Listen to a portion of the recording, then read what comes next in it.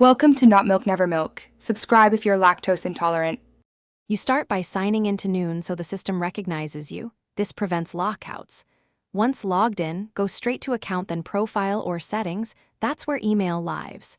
Make sure you have the current password and access to the phone or recovery email Noon may send a code to.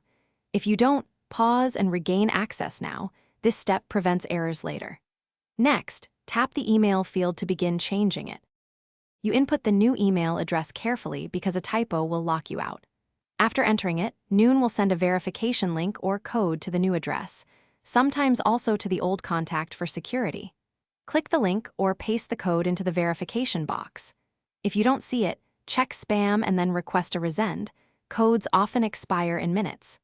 Once Noon confirms the code, the system updates your contact and queues any secondary confirmations. You finish by saving the change and signing out to confirm the new email works for login. Then sign back in with the new address and your existing password.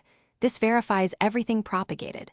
If something goes wrong, use the password reset flow or contact Noon support and provide screenshots and timestamps. That speeds resolution. Also, make sure no autofill or browser extension reinserts the old address.